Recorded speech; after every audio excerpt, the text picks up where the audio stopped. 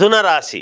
మిథున రాశి వారికి ఈ 2025 సంవత్సరము డిసెంబర్ వరకు ఎలా ఉంటున్నది? జనవరి నుండి డిసెంబర్ వరకు అంటే వీళ్ళకు ఉంది చూడండి, చాలా అద్భుతముగా ఉన్నది ఈ సంవత్సరము.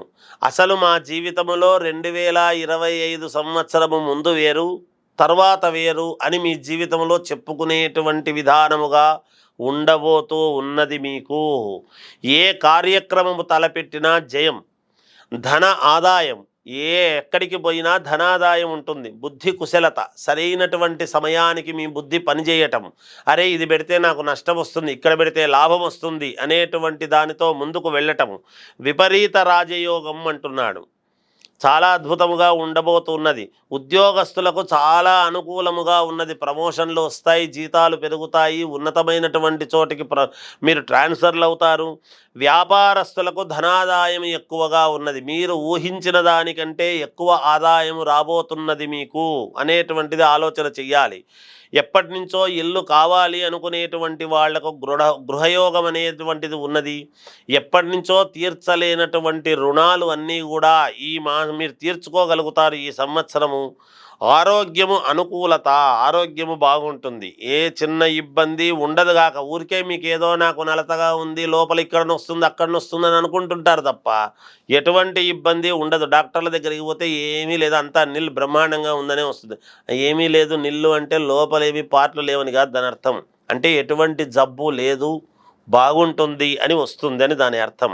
పేరు ప్రతిష్టలు బాగా సంపాదించుకోగలుగుతారు. రాజకీయాలలో ఉండేటువంటి వాళ్లకు అత్యద్భుతముగా ఉన్నది. ఈ అవకాశాన్ని సద్వినియోగం చేసుకోండి. సినిమా రంగంలో ఉండేటువంటి వాళ్లకు కూడా అవార్డులు రావటము కానీ, మంచి సినిమా అని ప్రజల్లో అద్భుతముగా మంచి పేరు రావటం కానీ జరుగుతుంది గాక. విద్యార్థులకు చాలా యోగవంతముగా ఉన్నది. ఈ రాశి స్త్రీలు ఆడవాళ్లకు ఇంకా రెండింతలు అద్భుతముగా ఉండబోతున్నది అనేటువంటిది గ్రహించాలి మీరు.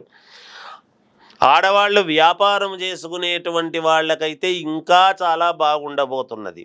ఐఏఎస్ ఐపీఎస్ ఆఫీసర్లకు చాలా అనుకూలవంతమైనటువంటి సంవత్సరం ఈ సంవత్సరం అని నేను తెలియజేస్తున్నాను. డాక్టర్లకు చాలా బాగుంది. లాయర్లకు చాలా బాగా ఉండబోతున్నది. టీవీ సీరియల్స్లో నటించేటువంటి వాళ్లకు నటులకు కానీ మరి చాలా అద్భుతముగా ఉన్నది వాళ్ళకు కూడా. ఎవరైనా సరే ముందు వ్యక్తిగతమైనటువంటి జాతకాలను చూసుకోవాలి. నేను ఎందుకు ఈ మాట చెప్తున్నాను అంటే, లగ్నము అందరూ ఒకటే లగ్నములో పుట్టి ఉండరు, రాశి ఒకటే అయినంత మాత్రాన.